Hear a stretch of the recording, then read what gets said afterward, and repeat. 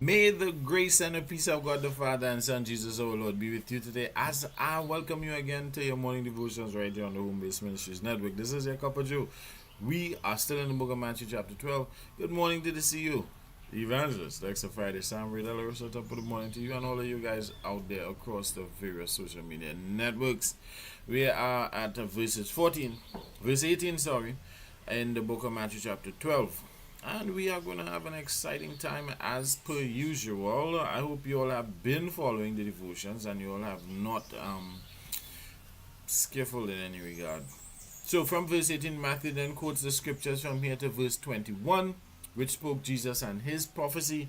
First here that he was chosen and beloved and he pleased the Father, who chose to put his spirit upon him and who has given him the authority to show salvation to the Gentiles. You hear what I'm saying? To the Gentiles. Verse 19, Matthew continues to quote Isaiah, who continues to express the characteristics of Jesus, saying that he shall not strive nor cry, neither shall any man hear his voice in the streets. In other words, that what Jesus will accomplish will be done effortlessly and without complaint. Verse 20, Isaiah then says that the smallest things he shall pay attention to and shall take care of, the seemingly insignificant things. This announced a period of grace before the period of grace, as Isaiah leads us to know that Jesus will not cause the destruction or hurt to anything until. Yes, there's a point of time and duration that will stand, which is said here, till he send forth the judgment unto victory. Jesus is responsible for sending the final or finished work unto victory, which is the gospel, his death, burial, and resurrection, which is the victory over separation and the said curse of the law. Verse 21, Matthew then saying and reminding all that the said victory through the final work will be available to the nations, the Gentiles, who will trust him for their saving.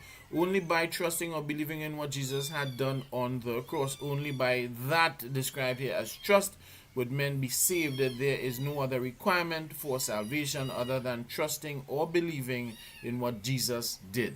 So, Matthew announces salvation to the Gentiles or to the nations, so the saving grace of God will be available to all of mankind. Isaiah 42 from verses 1 to 4. All the prophecies that Matthew had quoted from were to confirm who Jesus was. You see, the Old Testament writers painted a picture of Jesus the Christ. They painted a picture of Jesus Christ through their inspired words, so that when he showed himself, they would have an image to compare him to. Now, although Jesus was the image of the words of the Old Testament writers of the and scriptures, he was rejected and challenged throughout by those who should have recognized him from the description given by the picture which was painted. Believers, even in our own situations, to be able to see beyond what is just said. Many times, even before things manifest, we are given indications and descriptions of persons by the things that they say. And still you walk into violent relationships.